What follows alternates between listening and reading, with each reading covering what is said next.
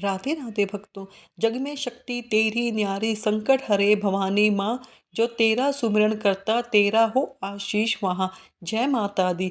माँ भगवती की अनंत कृपा से आज हम श्री दुर्गा सप्तशती के चौथे दिन के अध्याय का श्रवण करेंगे। यह अध्याय है 5, 6, 7 और 8। यह अध्याय माँ दुर्गा के दिव्य चमत्कारों और उनकी अद्भुत लीलाओं का वर्णन करते हैं। माँ की कृपा जिन पर बरसती है उनके जीवन के समस्त विघ्न और संकट अपने आप ही दूर हो जाते हैं। माँ जगदम्बा जो भी श्रद्धा और भक्ति से आपके इस पाठ को सुन रहे हैं उनके जीवन के समस्त विघ्न बाधाओं को दूर करे, उन्हें शक्ति, साहस, सुख और समृद्धि प्रदान करे। माँ आपकी भक्ति का प्रकाश उनके हृदय में सदा जलता रहे और वे आपके चरणों की भक्ति में लीन रहे। जो भी सच्चे मन से आपका सुमरण करे उसकी हर मनोकामना पूर्ण हो, वह आपके आशीर्वाद का अधिकारी बने। ओम नमः चंडिकाय। मार्कंडे जी कहते हैं कि विशुद्ध ज्ञान ही जिनका शरीर है, तीनों वेद ही जिनके दिव्य नेत्र हैं, जो कल्याण प्राप्ति के हेतु और अपने मस्तक पर चंद्रमा का मुकुट धारण करते हैं, उन भगवान शिव को नमस्कार है। मंत्रों का जो भी अभिकीलक है, अर्थात मंत्रों की सिद्धि में विघ्न उपस्थित करने वाले श्राप रूपी कीलक का जो निवारण करने वाला है, उस सप्तशती स्तोत्र को संपूर्ण रूप से जानना चाहिए और जानकर उसकी उपासना करनी चाहिए। यद्यपि सप्तशती के अतिरिक्त अन्य मंत्रों के जप में भी जो निरंतर लगा रहता है वह भी कल्याण का भागी होता है। उसके भी उच्चाटन आदि कर्म सिद्ध होते हैं, उसे भी समस्त दुर्लभ वस्तुओं की प्राप्ति होती है। जो फिर भी जो अन्य मंत्रों का जप ना करके केवल इस सप्तशती नामक स्तोत्र से ही देवी की स्तुति करते हैं, उन्हें स्तुति मात्र से ही सच्चिदानंद स्वरूपिणी देवी सिद्ध हो जाती है। उन्हें अपने कार्य की सिद्धि के लिए मंत्र, औषधि और अन्य किसी साधना के उपयोग की आवश्यकता नहीं रहती। बिना जप के ही उनके उच्चाटन आदि समस्त अभिचार कर्म सिद्ध हो जाते हैं। इतना ही नहीं, उनकी संपूर्ण अभिष्ट वस्तुएं भी सिद्ध होती हैं। लोगों के मन में यह शंका थी कि जब केवल सप्तशती की उपासना से अथवा सप्तशती को छोड़कर अन्य मंत्रों की उपासना से भी समान रूप से सब कार्य सिद्ध होते हैं, तब इनमें श्रेष्ठ कौन सा साधन है। लोगों की इसी शंका को सामने रखकर भगवान शंकर ने अपने पास आए हुए जिज्ञासुओं को समझाया कि यह सप्तशती नामक पूर्ण संपूर्ण स्तोत्र ही सर्वश्रेष्ठ एवं कल्याणकारक है। तब भगवती चंडिका ने सप्तशती नामक स्तोत्र को महादेव जी से गुप्त कर दिया। सप्तशती के पाठ से जो पुण्य प्राप्त होता है उसकी कभी समाप्ति नहीं होती, किंतु अन्य मंत्रों के जप जन्य पुण्य की समाप्ति हो जाती है। अंतः भगवान शिव ने अन्य मंत्रों की अपेक्षा जो सप्तशती की श्रेष्ठता का निर्णय किया उसे यथार्थ ही जानना चाहिए। अन्य मंत्रों का जप करने वाला पुरुष भी यदि सप्तशती के स्तोत्र और जप का अनुष्ठान कर ले तो वह भी पूर्ण रूप से कल्याण का भागी होता है, इसमें तनिक भी संदेह नहीं है। जो साधक कृष्ण पक्ष की चतुर्दशी अथवा अष्टमी को एकाग्रचित होकर भगवती की सेवा में अपना सर्वस्व समर्पित कर देता है और फिर उसे प्रसाद रूप में ग्रहण करता है, उसी पर भगवती प्रसन्न होती है, अन्यथा उनकी प्रसन्नता नहीं प्राप्त होती। इस प्रकार सिद्ध से प्रतिबंध रूप कील के द्वारा महादेव जी ने इस स्तोत्र को कलित कर दिया, जो पूर्व रीति में निष्फल करके इस शक्ति स्तोत्र पर प्रतिदिन स्पष्ट उच्चारण पूर्वक पाठ करता है वह मनुष्य सिद्ध हो जाता है, वही देवी का पार्षद होता है, वही गंधर्व भी होता है। स्वत्र विचर रहने पर भी इस संसार में उसे कहीं भी भय नहीं होता, वह अब मृत्यु के वश में नहीं पड़ता और देह त्यागने के बाद मोक्ष प्राप्त कर लेता है। अंतः कीलन को जानकर उसका परिहार करके ही सप्तशती का पाठ आरंभ करे, जो ऐसा नहीं करता उसका नाश हो जाता है। इसलिए कीलक और निष्काल का ज्ञान प्राप्त होने करने पर ही यह स्तोत्र निर्दोष होता है और विद्वान पुरुष इस निर्दोष स्तोत्र का पाठ आरंभ करते हैं। स्त्रियों में जो भी सौभाग्य आदि दृष्टिगोचर होता है वह सब देवी के प्रसाद का ही फल है। अंतः इस कल्याणम स्तोत्र का सदा जप करते रहना चाहिए। इस स्तोत्र का मंद स्वर से पाठ करने पर स्वकल्प फल की प्राप्ति होती है और उच्च स्वर से पाठ करने पर पूर्व फल की सिद्धि होती है। इसलिए उच्च स्वर से ही इसका पाठ आरंभ करना चाहिए, जिसके प्रसाद से ऐश्वर्य, सौभाग्य, आरोग्य, संपत्ति, शत्रुनाश तथा परम मोक्ष की भी सिद्धि होती है। उस कल्याण में जगदम्बा की स्तुति मनुष्य को क्यों नहीं करते। जय माता दी। कीलक स्तोत्र संपूर्ण हुआ। अब सुनिए दुर्गा सप्तशती का 5वां अध्याय। देवताओं द्वारा देवी की स्तुति चंडमुंड के मुख से अंबिका की प्रशंसा सुनकर शुंभ का उनके पास दूत भेजना और दूत का निराश लौटना। इस उत्तम चरित्र के रुद्र ऋषि हैं, महासरस्वती देवता है, अनुपस्थित छंद है, भीमा शक्ति है, भ्रामरी बीज है, सूर्य तत्व है, सामदेव स्वरूप है। श्री महासरस्वती की प्रीति के अर्थ इसका विनियोग है। जिसके हस्त कमलों में घंटा, शूल, हल, शंख, मूसल, चक्र, धनुष, बाण शोभित है, जिनकी कांति शरद ऋतु के शोभायमान चंद्रमा के समान है, जो गौरी की देह से उत्पन्न हुई है, तीनों जगत का आधार रूप, शुंभ आदि दैत्यों का नाश करने वाली उन महासरस्वती देवी का मैं वंदन करता हूँ। ऋषि बोले, प्राचीन समय में शुंभ निशुंभ दोनों असुरों ने बल के मद में आकर इंद्र का त्रिलोकी का राज्य और यज्ञों के भाग छीन लिए। उन्हीं दोनों के सूर्य, चंद्रमा, कुबेर, यम, वरुण का अधिकार पा लिया। वायु एवं अग्नि का काम भी वे करने लगे। देवताओं को अपमानित, पराजित एवं राज्य भ्रष्ट करके स्वर्ग से निकाल दिया। जिनके अधिकार उन दो असुरों ने छीन लिए थे, वे सभी पराजित देवता अपराजिता देवी का स्मरण करने लगे कि उन देवी ने हमें वर दिया हुआ है कि आपत्ति काल में मेरा स्मरण करने पर तुम्हारे महान संकट क्षण भर में दूर कर दूंगी। उन्हीं दोनों ने सूर्य, चंद्रमा, कुबेर, यम, वरुण का अधिकार पा लिया। वायु एवं अग्नि का काम भी वे करने लगे। देवताओं को अपमानित, पराजित एवं राज्य भ्रष्ट करके स्वर्ग से निकाल दिया। जिनके अधिकार उन दो असुरों ने छीन लिए थे, वे सभी प्रकार पराजित देवता अपराजिता देवी का स्मरण करने लगे कि हम उन दो वरों से आपको दिया है। आपत्ति काल में मेरा स्मरण करने पर तुम्हारे महान संकट क्षण भर में दूर कर दूंगी। यही वर विचार करके पर्वतराज हिमालय पर सभी देवता पहुँचे। वहाँ विष्णु माया भगवती श्री स्तुति करने लगे। देवता बोले, देवी एवं महादेव को नमस्कार हो, शिवा को सदा नमस्कार हो, प्रकृति भद्रा को नमस्कार हो। हम सनियम उन भगवती को प्रणाम करते हैं। रुद्र रूपा को नमस्कार हो, नित्य स्वरूपा गौरी धात्री को नमो नमः हो, ज्योत्सना स्वरूपणी चंद्र स्वरूपा सुखमयी देवी को निरंतर नमो नमः हो, कल्याणी प्रणाम करने वाली की उन्नति कराने वाली सिद्धि स्वरूपा देवी को नमस्कार हो, दैत्यों की लक्ष्मी राजलक्ष्मी शंकर पत्नी माता जी को नमो नमः हो, दुर्गम संकट से पार कराने वाली दुर्ग पारा सारा रूप सार सर्वकारिणी ख्याति कृष्णा ध्रुम देवी को निरंतर नमस्कार हो, अत्यंत सुंदर एवं अत्यंत भयंकर रूप उन देवी को बारंबार प्रणाम हो, जगत की प्रतिष्ठा रूपा कृति देवी को नमो नमः हो, जो देवी संपूर्ण प्राणियों में विष्णु माया इस नाम से शोभित है, उन्हें नमस्कार हो, उन्हें नमस्कार हो, उन्हें बार बार नमस्कार हो, जो देवी सभी प्राणियों में चेतना कही जाती है, उन्हें नमस्कार, उन्हें नमस्कार, उन्हें बार बार नमस्कार हो, जो देवी सब प्राणियों में बुद्धि रूप में स्थित है, उन्हें नमस्कार, उन्हें नमस्कार, उन्हें बार बार नमस्कार हो, जो देवी सभी प्राणियों में निंद्रा रूप से कही गई हो, उन्हें नमस्कार है, उन्हें नमस्कार है, उन्हें बार बार नमस्कार हो, जो देवी सभी जंतुओं में क्षुधा रूप में स्थित है, उन्हें नमस्कार है, उन्हें नमस्कार है, उन्हें बार बार नमस्कार हो, जो देवी सभी जंतुओं में छाया रूप में स्थित है, उन्हें नमस्कार हो, उन्हें नमस्कार हो, उन्हें बार बार नमस्कार हो, जो देवी सभी प्राणियों में शक्ति रूप से स्थित है, उन्हें नमस्कार हो, उन्हें नमस्कार हो, उन्हें बार बार नमस्कार हो, जो देवी सभी प्रकार से तृष्णा रूप से स्थित है, उन्हें नमस्कार हो, उन्हें नमस्कार हो, उन्हें बार बार नमस्कार हो, जो देवी सभी प्राणियों में क्षमा रूप में स्थित है, उन्हें नमस्कार है, उन्हें नमस्कार है, उन्हें बार बार नमस्कार हो, जो देवी सभी जंतुओं से जाति रूप में स्थित है, उन्हें नमस्कार है, उन्हें नमस्कार है, उन्हें बार बार नमस्कार हो,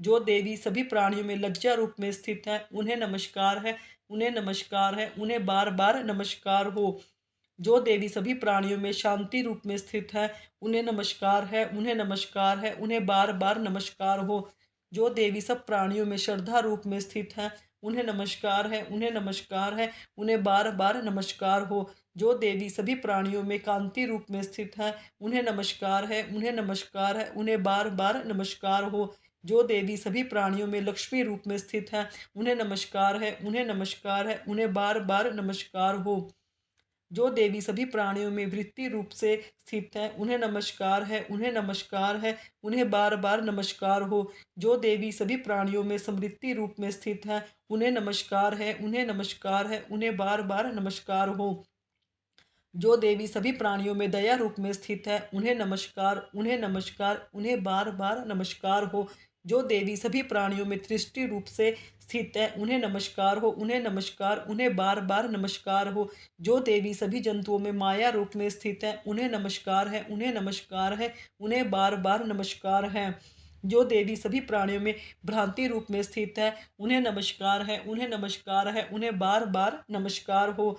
जो देवी प्राणियों की इंद्रियों की अधिष्ठात्री देवी है, उसी प्रकार सब में व्यापक है, उस देवी को बार बार नमस्कार हो। जो देवी सारे जगत में व्यापक होकर चैतन्य रूप से स्थित है, उन्हें नमस्कार है, उन्हें नमस्कार है, उन्हें बार बार नमस्कार हो। प्राचीन काल में अपने मनोरथों की सिद्धि के लिए देवताओं ने जिन देवी की स्तुति की, इसी प्रकार कई दिनों तक सुरपति इंद्र जिनकी सेवा करता रहा, वह मंगला रूपी परमेश्वरी हमारा मंगल तथा कल्याण करे और हमारी आपत्तियां दूर करे। दुष्ट दैत्यों के स्थापित हम संपूर्ण देवता जिस भगवती ईश्वरी को नमस्कार कर रहे हैं, और जब भगवती पूर्वक नर्मदा के स्वरूप मनुष्यों द्वारा स्मरण की जाती है, उनकी सभी विपत्तियों का नाश कर देती है, वही देवी हमारी भी विपत्तियां दूर करे। ऋषि बोले, हे राजन, देवता लोग जब इस प्रकार भगवती की स्तुति कर रहे थे, उस समय श्री गंगा जी के जल से स्नान करने के लिए श्री पार्वती जी आई। उस समय सुंदर बोहों वाले पार्वती जी ने देवताओं से कहा कि आप लोग किसकी स्तुति कर रहे हैं।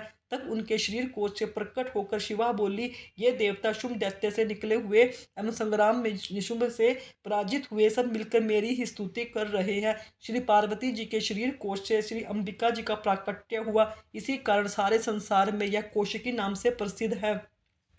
इसी प्रकार जब कौशिकी प्रकट हुई, तब श्री पार्वती जी रूप में काली हो गई। हिमालय के रहने के कारण इनका कालिका नाम विख्यात हुआ। उसके अनंतर शुभ निशुभ के सेवक चंड तथा मुंड ने वहां आकर उन अंबिका देवी को देखा, जो उस परम सुंदर रूप धारण कर रही थी। उन दोनों ने शुंभ दैत्य ने आज जाकर कहा कि महाराज, हिमालय को अपनी कांति से प्रकाशित करती हुई एक परम सुंदरी वहां बैठी है। वैसा उत्तम परम सुंदर रूप किसी ने नहीं देखा है।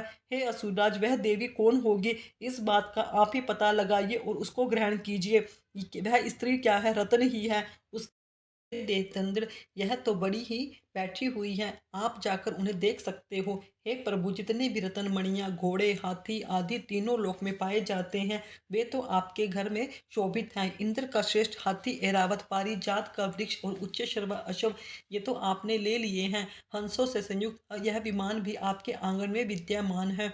यह अद्भुत विमान ब्रह्मा के यहाँ रतन समझा जाता है, वह भी आप यहाँ ले आए हैं। कुबेर से महापद्म निधि भी आप यहाँ ले आए हो। समुंदर ने आपको केशरों वाली किंजलनी माला भेंट की है, जिसके कमल कभी भी कुम्हलाते नहीं हैं। सोने की वर्षा करने वाला वरुण का छत्र भी आपके घर में है, और यह सुंदर रथ भी आपके पास आ गया है, जो पहले प्रजापति के यहाँ था।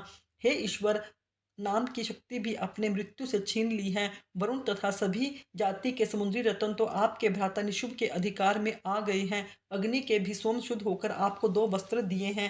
हे देतेंद्र, आपने सभी प्रकार के रत्न इकट्ठे कर लिए हैं, फिर वह कल्याणी देवी जो कि स्त्री रत्न है, वह उसे क्यों नहीं ग्रहण करते? ऋषि बोले, तब चंड और मुंड के वचन सुनकर शुंभ ने महाअसुर सुग्रीव को दूत बनाकर देवी के पास भेजा और कहा कि तुम मेरी ओर से उससे इस प्रकार से कहना कि इस प्रकार का उपाय करना, जिससे वह प्रसन्न होकर अत्यंत शीघ्र ही यहाँ आ जाए। यह सुनकर वह दूत पर्वत से उस प्रदेश में पहुंचा कि जो अत्यंत सुंदर था। वहां देवी बैठी हुई थी। वहां जाकर उसने देवी से मधुर वाणी से कहा कि हे देवी, दैत्यों का स्वामी शुंभ तीनों लोक में परमेश्वर है, मैं उसका दूत हूँ, आपके पास उसने मुझे भेजा है। अंततः मैं यहाँ आया हूँ। सभी देवता जातियों में ऐसा कोई देवता नहीं जो उसकी आज्ञा न मानता हो। उसने सभी देवता परास्त कर दिए हैं। अब आपके लिए उसका जो संदेश है वह मुझसे सुनिए। उसने कहा कि सारी त्रिलोकी मेरी हो चुकी है, सभी देवता मेरे अधीन हैं, सभी यज्ञ भाग पृथक पृथक करके ही मैं ही पा रहा हूँ। त्रिलोकी भर में उत्तम रत्न सभी मेरे अधीन हो चुके हैं। उसी प्रकार इंद्र के वाहन श्रेष्ठ ऐरावत हाथी भी मैंने छीन लिया है। देवताओं के शीर समुद्र से उत्पन्न उच्च शर्वा नामक अशोक रत्न भी मेरे पास है। सभी वस्तुएं जितनी भी हैं सब मेरे पास हैं, वे सब की सब है। हे सुंदरी, मेरी हो चुकी हैं। हे देवी, अब तुम हमको स्त्री के रूप में मान रहे हैं, एक रत्न। इस प्रकार अब आप हमारे साथ चलिए, हम उनको आपके पास जाना ही होगा, क्योंकि हम तो रत्नों के भोक्ता है।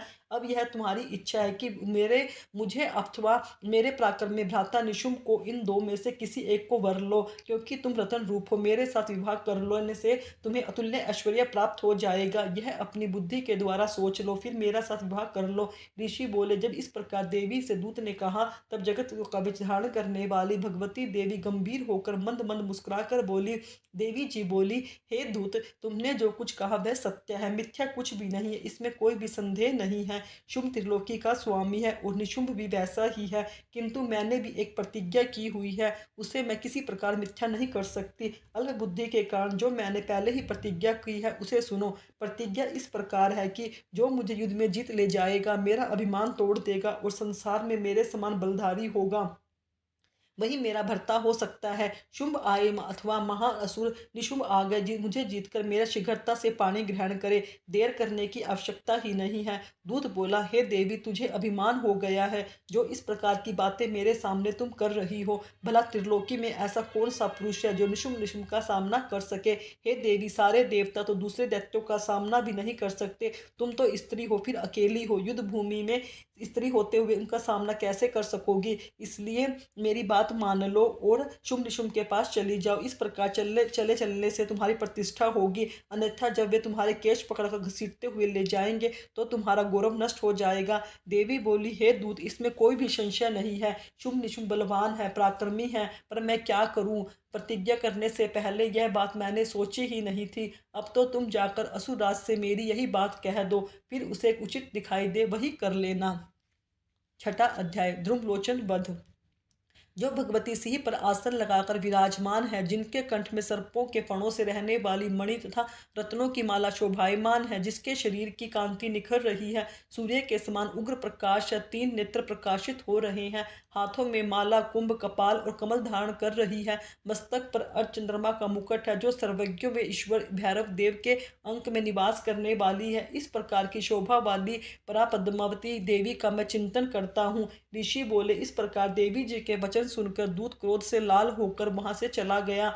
आते ही दैत्यराज को विस्तार के साथ बातें बता दी। दूत के वचन सुनते ही दैत्यराज क्रोध से भर गया और दैत्यों के सेनापति ध्रुवलोचन से बोला, हे ध्रुवलोचन, तुम देर मत करो, अपनी सेना के साथ वहां जाकर उस दुष्टा के केशों को पकड़कर घसीटते हुए यहाँ जल्दी से ले आओ। उसकी रक्षार्थ यदि कोई दूसरा वहां उपस्थित हो, चाहे वह देवता हो, यक्ष, गंधर्व, कोई भी हो, उसे भी मार डालना। ऋषि बोले। आज्ञा पाते ही ध्रुवलोचन दैत्य 60,000 असुरों की सेना लेकर शीघ्र चल पड़ा। वहां पहुंचकर उसने हिमालय पर विराजमान देवी को देखा और ऊंची आवाज से बोला, अरे तू निशुंभ के पास चल। यदि यह सब प्रसन्नतापूर्वक मेरे स्वामी के पास नहीं चलोगी तो स्मरण रखो कि तुझे बालों से पकड़कर घसीटते हुए बलपूर्वक ले जाऊंगा। देवी जी बोली, इसमें संशय नहीं हो, तुम्हें दैत्येश्वर ने भेजा और तुम स्वयं भी बलवान हो, बड़ी भारी सेना भी साथ लेकर आए हो। इस प्रकार की दशा में मुझे बलपूर्वक ले चलोगे तो फिर मैं तुम्हारा क्या कर सकती हूँ। ऋषि बोले। जब उसे इस प्रकार का उत्तर मिला तो ध्रुवलोचन देवी की ओर दौड़ा। तब देवी ने अंबिका जी के हुंकार के शब्द से उसे भस्म कर दिया। फिर तो असुरों की क्रोध में आई हुई बड़ी सेना तथा अंबिका जी के दूसरे ही तीक्ष्ण बाण शक्तियां पर से आदि बरसाने आरंभ कर दिए। इधर देवी जी का वाहन सिंह भी कुपित होकर भयंकर नाद करता हुआ, अपने बाल फटकारता हुआ असुरों की सेना पर टूट पड़ा। उस सिंह ने कुछ असुरों की पंजों की मार से एवं कुछ एक को अपने जबड़ों से तथा कई एक महाअसुरों को नीचे पटक कर दबोच कर होठ की डाड़ों से विदीर्ण करके मार डाला। कितने दैत्य ने पेट अपने नाखूनों से फाड़ डाले, कितने दैत्यों को तल प्रहार कर उनके धड़ से पृथक कर डाले, दूसरों की भुजाओं, सिर आदि छिन्न भिन्न कर दिए। कितनों के पेट फाड़ फाड़ कर गले के बाहर फटकारते हुए सिंह ने रुधिर पान किया। अत्यंत कुपित हुई देवी जी के वाहन बलवान सिंह ने क्षण भर में ही दैत्यों की बड़ी सेना क्षय कर दी। देवी जी ने उस असुर ध्रुवलोचन को मार डाला। उसके वाहन सिंह ने भी भारी सेना का क्षय कर दिया। शुंभ ने जब सुना तो उसका क्रोध का पारा चढ़ गया, उसके होठ कांपने लगे। तब शीघ्रता से शुंभ ने चंड मुंड दोनों दैत्यों को आज्ञा दी, हे चंड और मुंड, तुम दोनों विशाल सेना लेकर जा पहुंचो और उसे जल्दी से ले आओ। उसे बालों से खींचकर अथवा बांध कर ले आओ। यदि इस प्रकार लाने में तुम लोगों को संशय हो तो युद्ध करो। उसी सभी प्रकार से अस्त्र शस्त्र सुसज्जित होकर सभी असुर मिलकर उसे मार डालो। उस दुष्टा ने मर जाने पर एवं सिंह के मारे जाने पर जिस दिशा में भी अंबिका पड़ी हो, उसे बांधकर अपने साथ शीघ्र लेकर लौटो। यह थी भक्तों मैंने आपको सुनाया चौथे अध्याय का 5वां और छठा अध्याय। भक्तों अगर आपको मेरे द्वारा सुनाए गए अध्याय पसंद आ रहे हों तो मेरे चैनल को सब्सक्राइब करें, वीडियो को लाइक करें, कमेंट में राधे राधे अवश्य लिखें। धन्यवाद भक्तों।